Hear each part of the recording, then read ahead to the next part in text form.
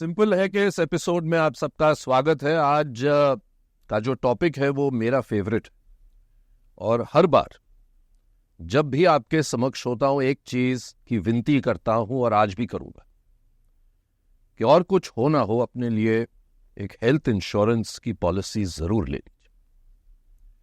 जिंदगी बदल रही है बहुत तेजी से। एक तरफ लाइफ एक्सपेक्टेंसी बढ़ रही है, लेकिन दूसरी तरफ खासकर कोविड के बाद आप आसपास देखिए, कई ऐसी बीमारियां हैं जो उम्र नहीं देखती। इसलिए अगर आपको मैं कभी आप पे ये नहीं चाहूंगा कि आप या आपके फैमिली, आपके दोस्तों को कभी कोई हेल्थ के हालात से गुजरना पड़े, लेकिन कभी किसी अस्पताल में जाके बैठिए, आप देखेंगे कि ना केवल फिजिकल सफरिंग, मेंटल सफरिंग, लेकिन जो फाइनेंशियल सफरिंग से गुजरना पड़ता है एक इंसान। इसीलिए आज की जो खास मेहमान है, एक बहुत ही सक्सेसफुल इंश्योरेंस की professional, Shanaya Ghosh, managing director and CEO, Zuno general insurance. बहुत बहुत धन्यवाद आने के लिए शनाए। सबसे पहले तो ये जानना चाहूंगा कि एक फौजी की बेटी उस जमाने में कहाँ से फाइनेंशियल सर्विसेज में आ गई? देखिए मैं बोल तो सकती हूँ कि कोई अच्छा प्लान था। मैं इतना मेरा इतना फोरसाइट था कि मैं देख लिया, बट नहीं, ऑब्वियसली नहीं। ये बोल दीजिए एक हैप्पी कोइंसिडेंस या सेरेंडिपिटी बोल दीजिए, ऐसा हुआ कि मेरा करियर इस डायरेक्शन में गया। मैंने अपने करियर की शुरुआत, आपको पता है, सिटी बैंक से की। Now when I passed out, and that's why I'm not young at all, so you will know when I passed out, late 90s. तो बहुत young, नहीं बहुत young. I would love to think so, but thank you anyway. When I passed out, I joined Citibank straight away from IIM Bangalore. So IIM Bangalore से तब के time में insurance liberalise नहीं हुआ था। आपको याद रहेगा, आपने बोला 30 साल से आप फॉलो कर रहे हैं इंश्योरेंस को। सो PSUs ही थे। और IIM बैंगलोर से पास होने के बाद आई डोंट थिंक हमारे दिमाग में भी ये था कि इंश्योरेंस कुछ है। पता था क्या है, but because it was largely the domain of public sector, हमने सोचा भी नहीं था कि इधर जाएंगे। 5 साल मैंने सिटी बैंक में काटे। Citi bank is a very tough organisation, consumer bank to survive. बहुत सारा सीखने को मिलता है उधर। उसके बाद जो मुझे प्रॉब्ली बोर करता था कि वह एक ही चीज़ करूँगी। आप कहीं भी एक बड़े ऑर्गेनाइजेशन में जाएंगे, रोल्स काफ़ी शार्प हो जाते हैं और आपको वही चीज़ करते रहना होता है। जब आप एक लेवल पर पहुँचे, थोड़ा और मिलता है। तो मुझे हमेशा ये लगता था कि मुझे और करना है, मुझे थोड़ा ब्रेथ चाहिए अपने रोल में। तो तब मुझे ये अपॉर्चुनिटी आई लाइफ इंश्योरेंस की इन 2002। एंड आपको याद होगा तभी प्राइवेटाइज हुआ था। और तब इकोनॉमी में नैरेटिव था कि 3 सनराइज सेक्टर हैं इंडिया के। एक हेल्थ केयर था, एक टेक था और एक इंश्योरेंस था, क्योंकि तभी बहुत सारी फॉरेन इंश्योरेंस कंपनीज आई थी। और जो मुझे बताया गया था इस रोल के बारे में, मुझे काफ़ी एक्साइटमेंट थी, क्योंकि एक तो नया प्रोडक्ट है, प्रोडक्ट कंप्लीटली न्यू कंट्री में लॉन्च करना है आपको, जैसे लॉन्च करना था, क्योंकि तब तक एजेंट्स बेचते थे। This was saying that advertising will sell, which was prevalent in AIG in international market. So advertising create करना, उसको कैसे वो एडवर्टाइजिंग को मोनेटाइज करेंगे, कॉल आएगा, SMS आएगा, कैसे हम उसको सेल करेंगे रिमोटली, ये सब मुझे सोचना था। So the prospect of doing something new and different बहुत ही एक्साइटिंग था। It was too much to give up. And then onwards, one thing led to another. I did all of this in Tata AIG. I launched this channel, जो आज हम tele sales वगैरह बोलते हैं। जैसे हम we are able to do the sales on phone, where you transfer data and voice together and licensed person sales करता है। वो सब हमने टाटा AIG में सोचा था। जो हमने किया था सब वाइट पेपर्स लिख के भी रेगुलेटर को भेजे थे। उस स्टेज और उस सिचुएशन का जो भी हमने किया था, आज रिमोट सेलिंग रेगुलेशंस में काफ़ी दिखने को मिलता है। तो दैट वाज वन हाई कि हमने कुछ कम्प्लीटली नया, first in market, first in country किया। उधर से मैंने एक स्टार्टअप ज्वाइन किया which was continuing. Sure. So it was, I would say it was less of a choice to be in insurance and more of a choice to do the kind of work I liked. At some point I started believing कि ये एक बहुत ही बड़ा gap है country में. Life insurance में जाते हैं तो उधर देखते हैं कि प्रोटेक्शन का कितना गैप है, लाइफ प्रोटेक्शन का कितना गैप है. And somewhere I started really identifying with the need and with the compelling story for that industry. So life insurance and protection. And then from life insurance, I used to see general insurance, which is everything but life. और मुझे general insurance के बारे में एक चीज़ बहुत अच्छी लगती थी कि आप जो बेच रहे हो वो कोई और इंडस्ट्री नहीं बेच रहा है.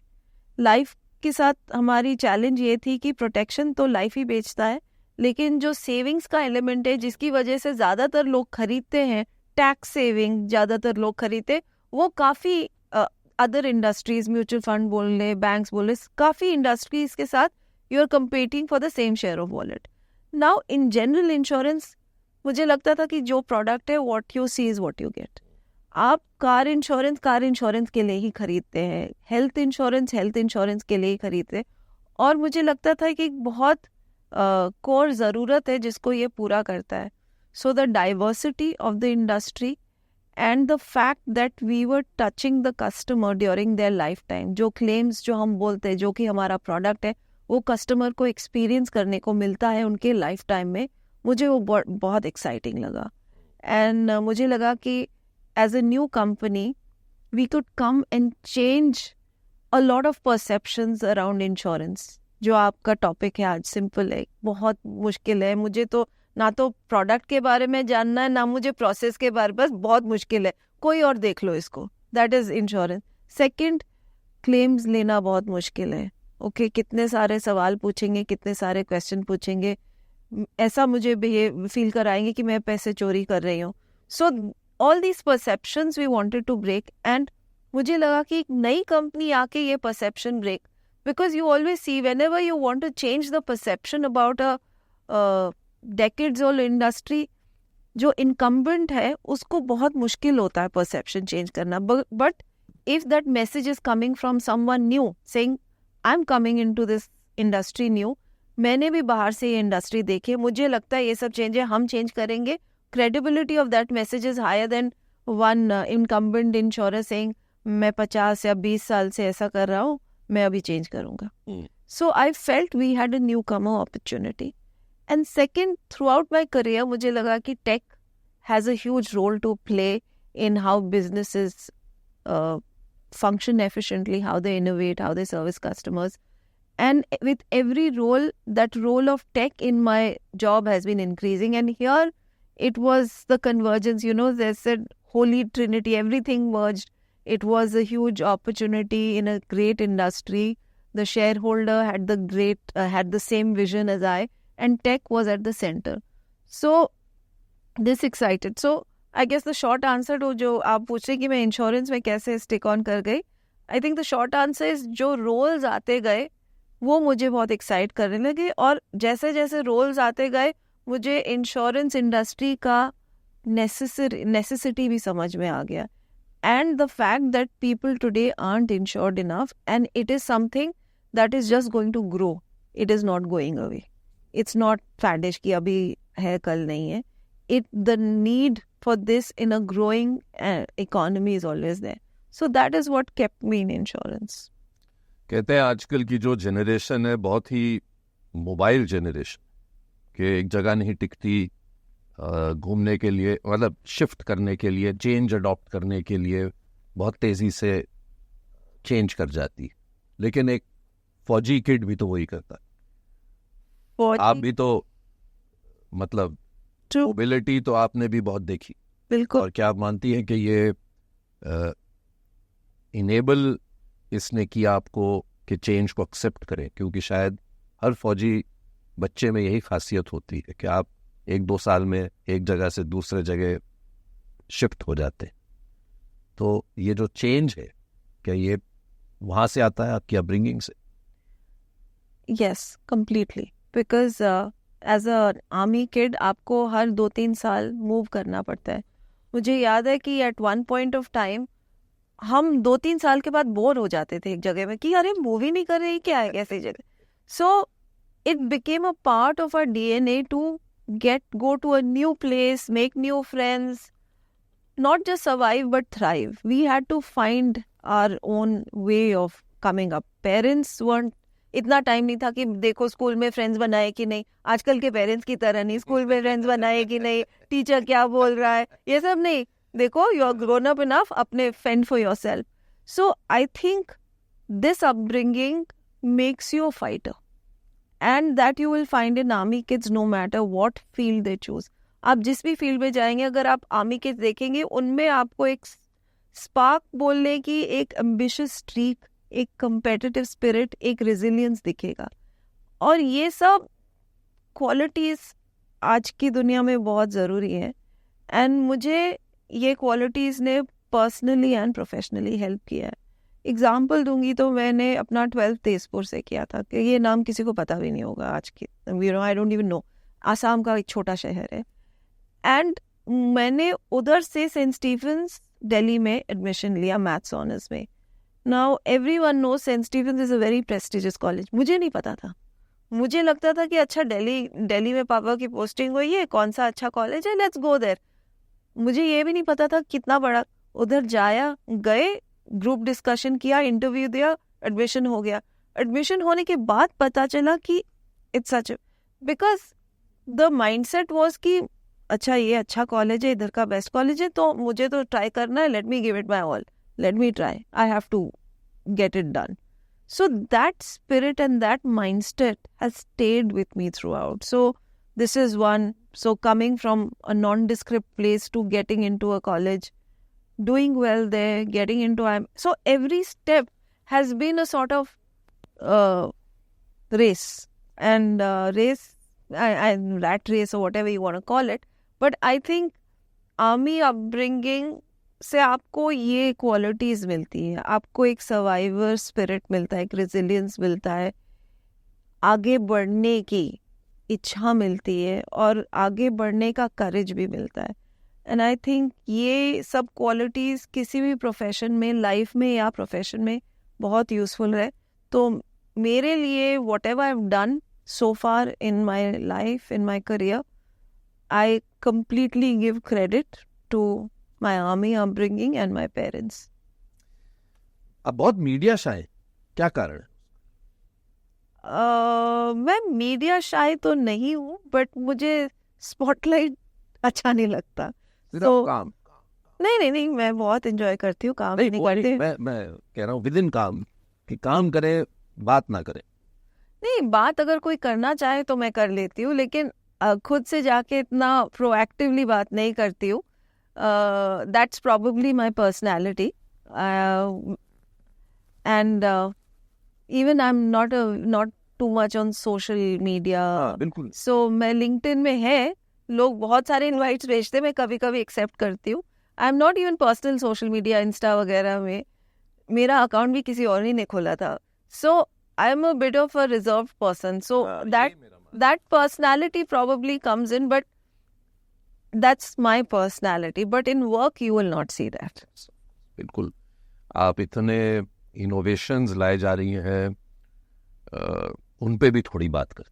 हेल्थ इंश्योरेंस, जैसे मैंने अपने इंट्रोडक्शन में कहा, मुझे तो बहुत पीड़ा होती है देख के कि किस तरह से लोग एक इतना लो कॉस्ट प्रोडक्ट, जो शायद पूरे दुनिया में हमारे देश में हमने इंश्योर किया है कि सबसे लोएस्ट मिल जाता है आपको प्राइस में,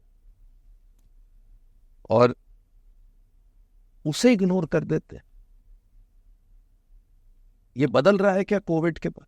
मुझे याद है जब हमारी एक जूम पे बात हुई थी, तब शायद कोविड खत्म ही हुआ था, आपने कहा था तब बहुत सर्ज आया हेल्थ इंश्योरेंस में. लोगों ने सडनली देखा आसपास फिट लोग आज अगले दिन चले.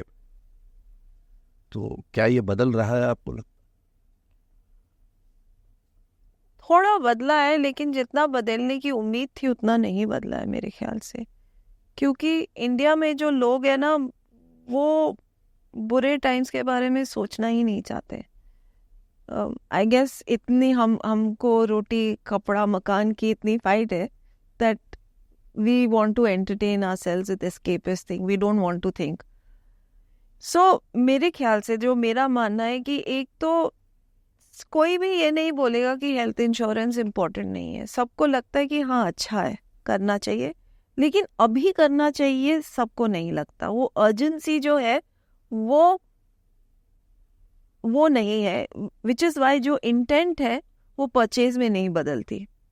कोविड में क्या हुआ कि अर्जेंसी क्रिएट हो गई कि ये भी गया कोविड, मेरे लोग आसपास, मुझे कभी भी कोविड हो सकता है, वो अर्जेंसी क्रिएट है. आज की तारीख में रीजनेबली हेल्दी पर्सन, उसको नहीं लगता कि वो अगले कुछ महीने में हॉस्पिटल में जाएगा या जाएगी.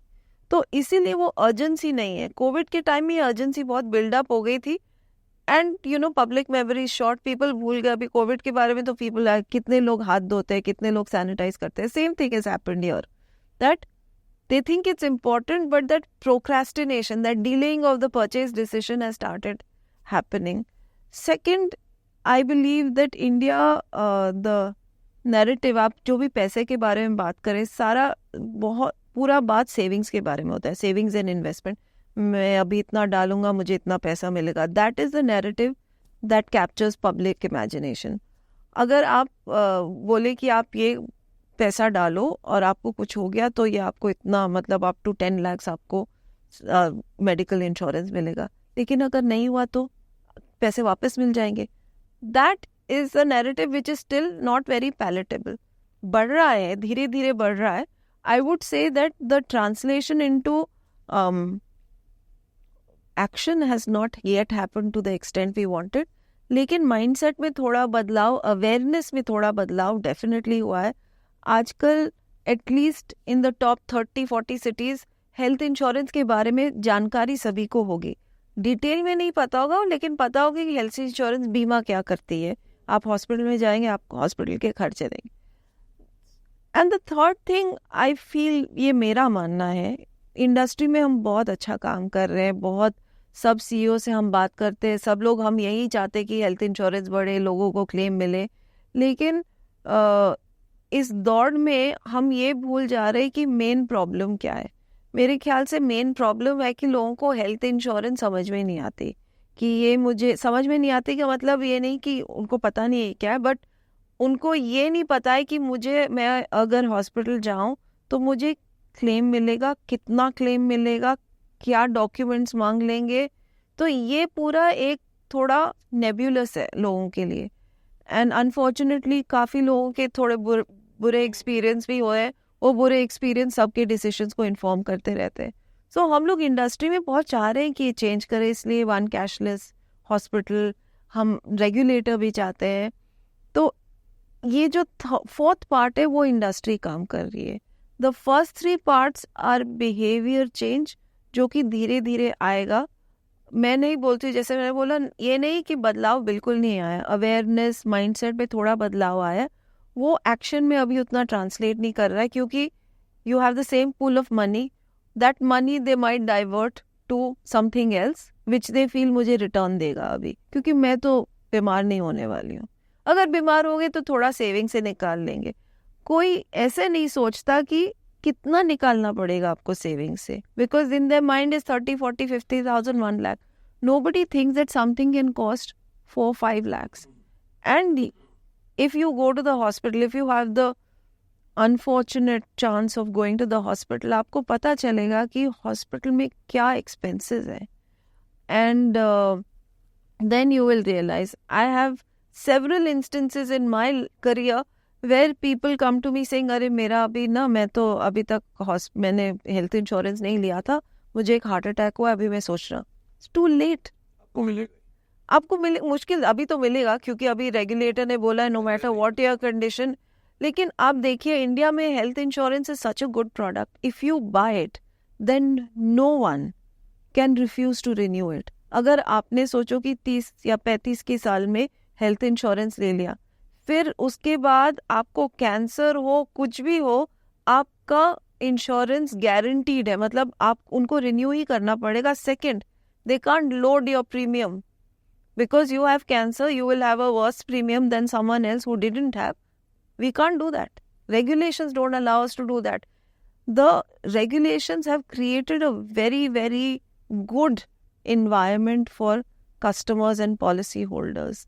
Even today आप आज regulations को देखें, पूरा focus ये है कि सबको मिलना चाहिए, कोई प्री एग्जिस्टिंग डिजीज एक्सक्लूड नहीं होना चाहिए.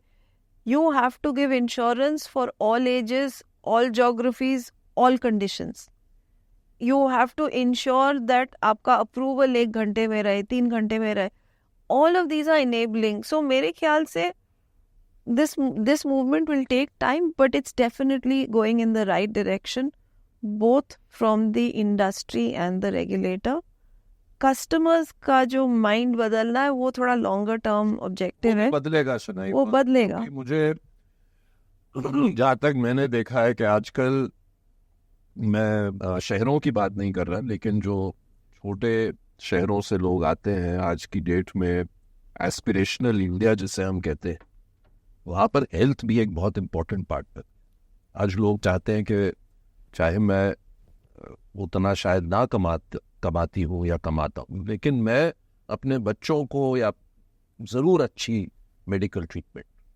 या और मेरे ख्याल से ये बहुत जल्द बदलेगा. और अच्छी बात ये है कि सारा जो जिसे कहते हैं, वो आपने ट्रिनिटी का वर्ड यूज़ किया, अब सब सेट है, छलांग.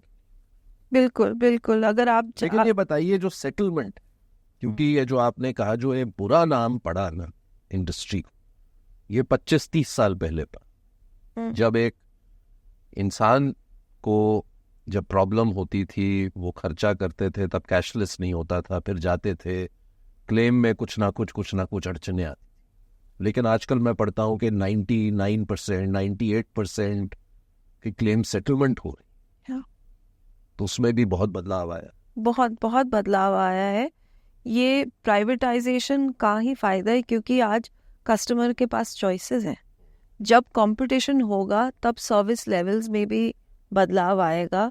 द रेगुलेटर भी पुश करता है. आपको पता है नए रेगुलेशंस में they are insisting that the CEO approves repudiation of claims. मतलब CEO को पता होना चाहिए कि आप क्यों क्लेम रेप्यूटेट कर. ऐसा होना ही नहीं चाहिए कि आप क्लेम रेप्यूटेट करें. सो ये तो बहुत situation has changed a lot.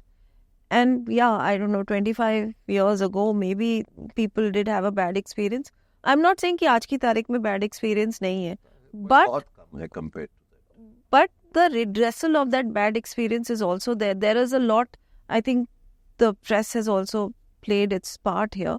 They have made sure that people are worried about the ramifications if you have such a bad experience. They have given voice to a lot of nameless customers who've been able to share their bad experiences, and rightfully so. People should know about it, and companies should be accountable, because claims ही तो हमारा product है. हमारा और क्या product है? हम promise बेच रहे हैं, promise to pay that claim. So claim हमारा product है. हमारी कंपनी में हम उसको बहुत seriously लेते हैं, क्योंकि you are existing because you promise to pay that claim. And that is the moment of truth. आपको उस moment of truth में deliver करना है. And हमारे पास बस यही challenge है कि इस claim deliver करने में एक दूसरी entity involved है, जो कि hospital है. तो वो partnership थोड़ा और well oiled होना पड़ेगा.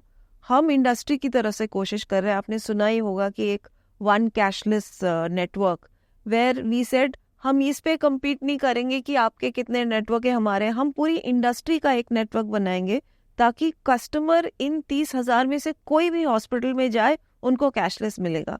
लेकिन फिर भी कैशलेस हमारा इंडस्ट्री का 63-64% है. बाकी 30% क्या कर रहे हैं? क्योंकि हमने उनको फ़ोन करके पूछा कि आप लोग क्यों नहीं ले रहे हैं कैशलेस. उन्होंने बोला कि डॉक्टर अपफ्रंट पैसे मांग रहा था. So some hospitals demand upfront money. So I think for this entire healthcare system to work efficiently, we will need equal partnership from hospitals also. We are hoping that ये National Health Claims Exchange जो बना है, जिसपे सब insurance participate कर रहे हैं, अगर हॉस्पिटल्स भी पार्टिसिपेट करें and customers को नज करे कि आभा आईडी क्रिएट करे, then this entire experience of claim can be very seamless. India ने, गवर्नमेंट ने हेल्थ स्टैक तो बनाया है, अभी insurers are already on the entire health stack. अगर हॉस्पिटल्स भी पार्टिसिपेट करें, then I think things can really change remarkably. Shanaya, एक बहुत सिंपल सा सवाल.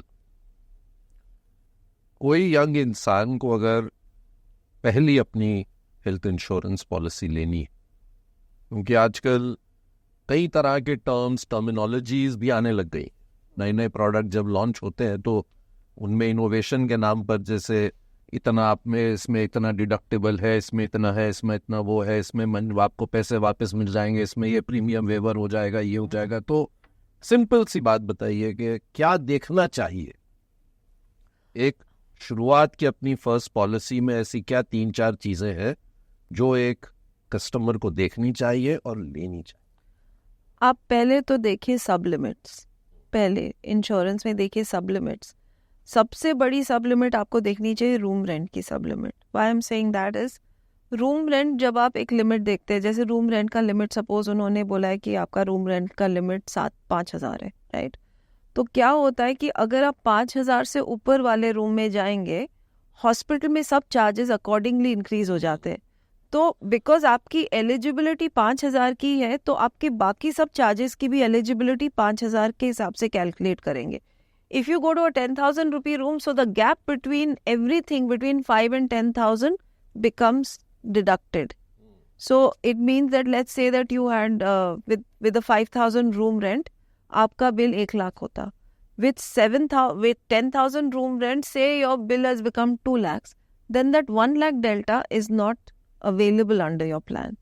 So if you want everything to be available, first please do not take any room rent limits. Second, there are limits to some surgeries like cataract वगैरह, ये सब limits वगैरह होते हैं usually.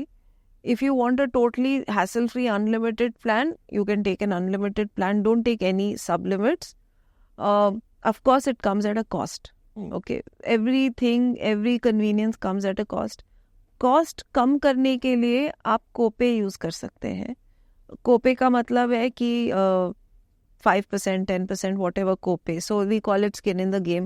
That means typically we find that when everything is done by insurance, the customer or the customer's family, whoever's in the hospital, they pay less attention to what all hospitals are putting in. But if they also have to share part of it, it's natural that you start looking at what all you're being charged for. जैसे हम काफ़ी time bills देखते हैं, इतने सारे doctors के visit charge होते हैं. And when you go through it, and if the customer is paying themselves, they'll say, ये तो आया ही नहीं है, ये तो इस दिन तो आया नहीं, 5 visit है, he came only 2. So that level of diligence is increased when the customer has something to pay. So it's also a way of reducing your premium. So if you want to reduce your premium, that. Third thing, look for wait periods. Okay, waiting period क्या है आपका? अगर PEDs का waiting period क्या है? जो simple waiting period होता है is 30 days illness waiting period. So to prevent anti selection, ऐसा नहीं हो कि आप बीमार हो आप ले लो. सो 30 days के बाद कुछ भी पेड है. Accidents of course paid from day 1. So apart from that 30 days क्या क्या वेट पीरियड्स है?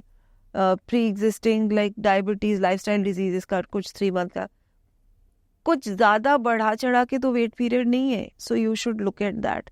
सिंपल वेट पीरियड्स होता है प्री एग्जिस्टिंग डिजीज और ये इसका. आजकल तो बाकी सब वेट पीरियड डिसअलाउ ही कर दिए. Of course there are some specific wait periods are there, so you should keep that in mind. You should look at that carefully. The last thing you should look at is what are the permanent exclusions, what is not at all allowed.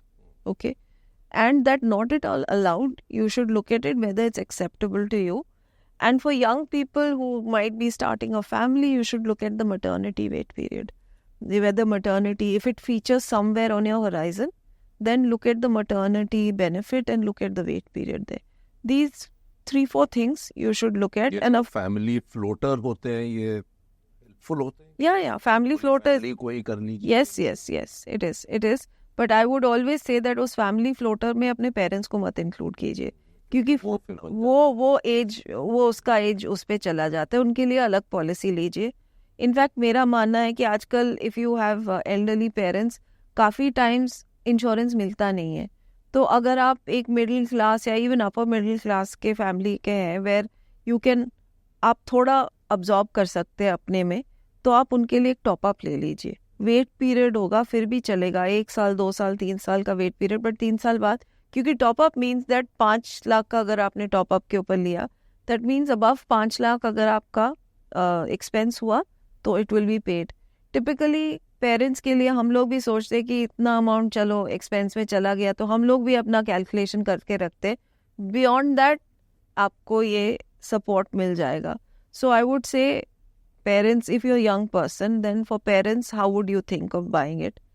If you don't want to spend any money and you want to say that ये मेरे लिए बहुत ही remote है, मेरे पास savings है, हो जाएगा, तो आप टॉपअप खरीद लीजिए।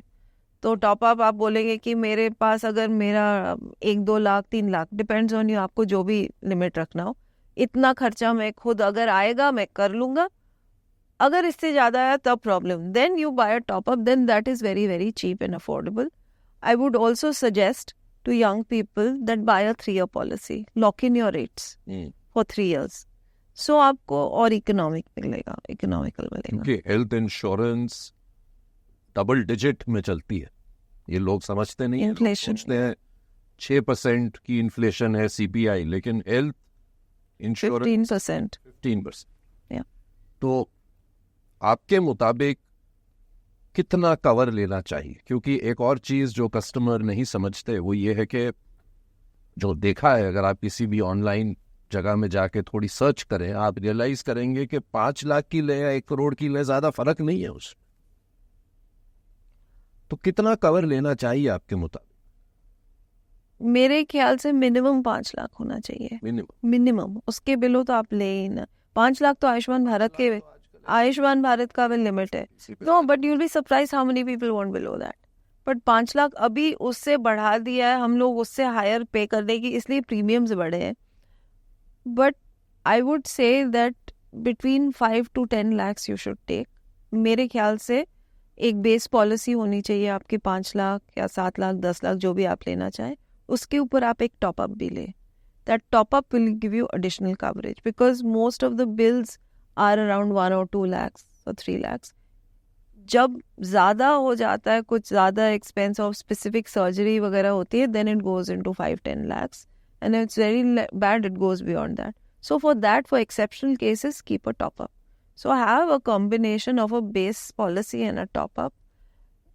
Top up, depending on what you want the coverage, I think like you said, 1 crore top up is also very easy to get. कि कोई पता नहीं शनाए कि किस तरह से इन्फ्लेशन जा रही है। Right, absolutely. मेडिकल केयर तो बढ़ता ही जा रहा है, तो जितना कम उम्र में आप ले पाए ले लीजिए। बिल्कुल, आपका प्रीमियम कम होगा, एंट्री लेवल के प्रॉब्लम्स कम होंगे।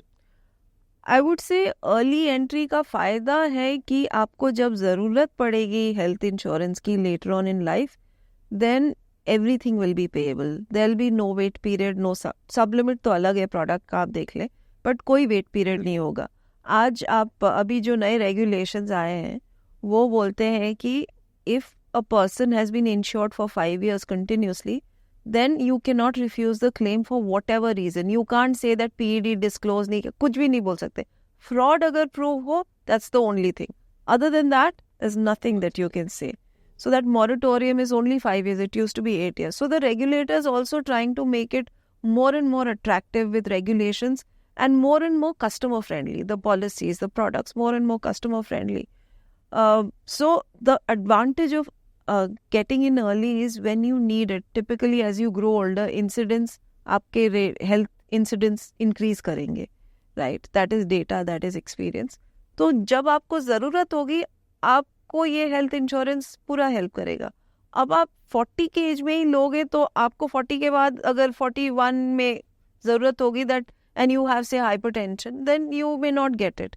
But if you are taken it at 35 and you expect you start getting hypertension or diabetes at 40, it's covered. So that is the main advantage of entering early, and the premiums will get increased with age, but it will not increase on the basis of your claim. That is the good part. Motor insurance पे आपने हाल ही में एक बहुत innovation एक की है कि पे एज यू ड्राइव। Yes. ये जरा अगर आप समझा पाते, क्योंकि बहुत अच्छी इनोवेशन है कि अगर मैं ज़्यादा अपनी गाड़ी नहीं चलाता तो मैं क्यों ज़्यादा इंश्योरेंस दूँ पे। ये एक्चुअली एक अलग नुअंस है पे एज यू यूज में. दिस इज पे हाउ यू ड्राइव. तो अच्छा. आप कैसी गाड़ी चलाते हैं उस पर फर्क पड़ता है. So let me ask you few questions before I answer. What do you think causes an accident? Bad driving. Bad driving. And how do you think insurance premiums are priced today? Standard होते हैं मतलब सबके लिए. They are priced on your car. क्या car है आपकी, क्या type है, पेट्रोल, डीजल, कहाँ चला रहे हैं आप car. Not that this is not important, but bad driving doesn't feature anyway. The main thing that causes the accident is not a factor of insurance premiums at all. तो मेरा answer ठीक. बिल्कुल अच्छा. 100%. कि फेस के reaction से लगा जैसे गलत. नहीं, sorry. It was completely correct. But I'm saying that that's the contradiction. We all know bad driving causes it, but we don't price it based on bad driving. So we make assumptions. आप लाल गाड़ी चला रहे हैं तो आप बहुत rash होंगे. तो मतलब आप कलर पे करते हैं. कलर पे सिटी दिल्ली में चला रहे तो मतलब एनसीआर में, हरियाणा में तो गॉड हेल्प यू. ठीक है. So these are the assumptions we make. This is not entirely incorrect. The averages may be true, but this can't be the only. The problem today is that we are basing it on this.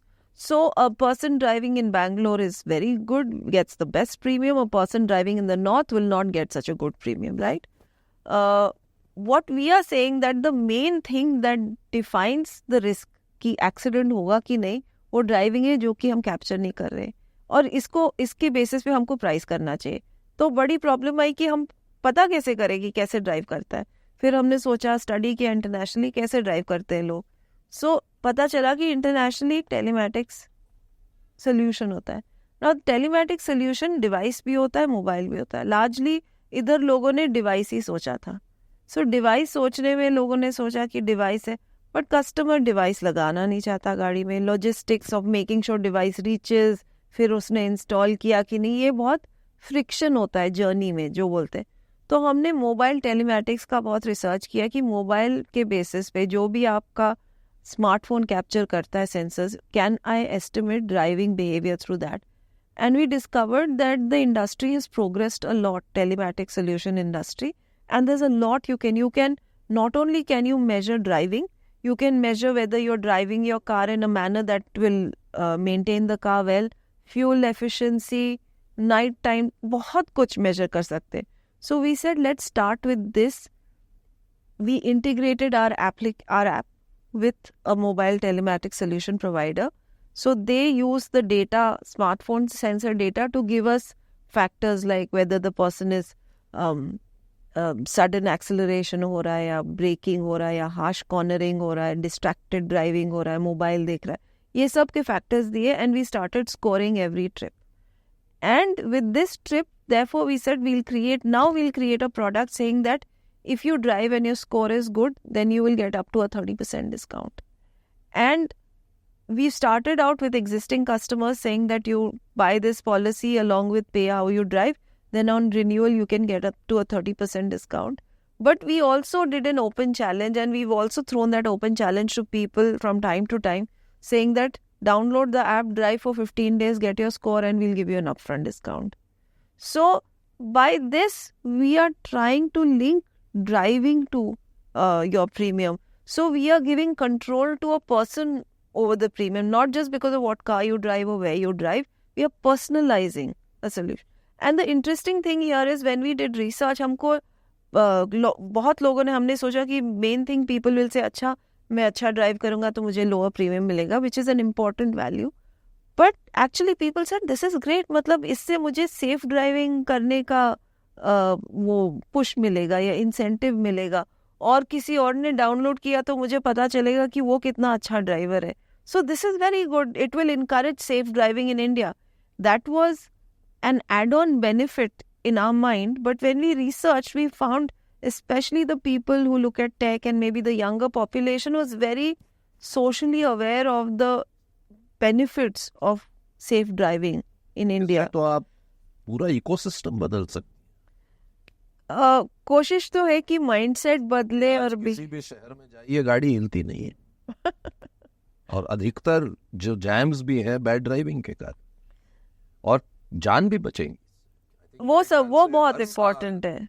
लाखों लोग लाखों लोग पे मरते correct, वो हमारे हैं। लिए आपके पियर्स ने, आपके कंपटीटर्स ने भी इसे एक मिशन स्टेटमेंट बनाया। देखिए हमारा तो मिशन स्टेटमेंट है, बिकॉज रोड सेफ्टी वीक पे भी हमने ये रन किया था, और ये हमारे लिए एक इन्वेस्टमेंट है, आज के लिए नहीं, आज के बिजनेस के लिए नहीं, इट्स फ्यूचर के लिए।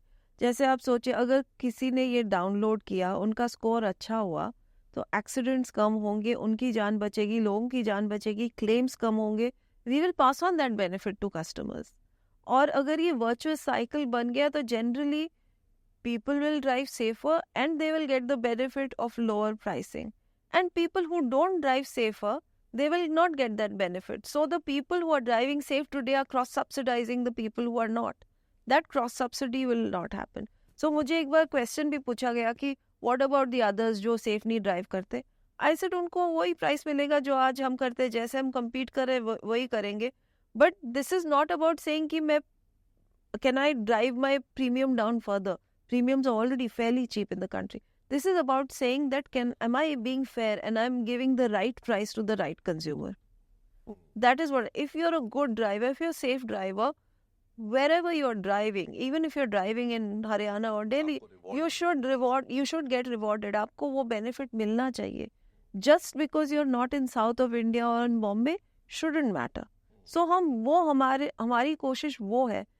And हम also try कर रहे हैं कि we raise the awareness of safe driving with people saying that your driving can influence your own premium, and generally, and by driving safe, you can influence your surrounding and have safer roads.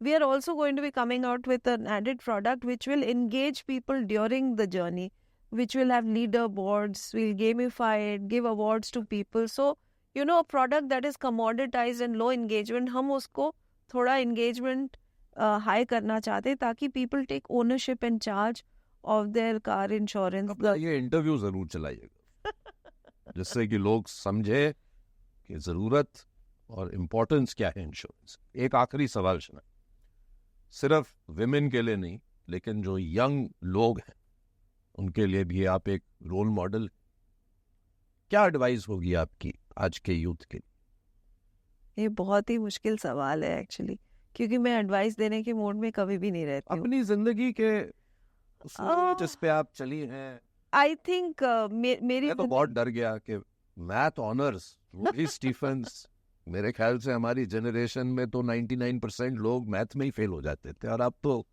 वहीं पे ही मेरी role model Stephen's में तो तब भी मेरे ख्याल से 90-95 का कट ऑफ होता था मैथ ऑनर उससे। तो ये बताइए आप क्या एडवाइस देंगे आज के यूथ?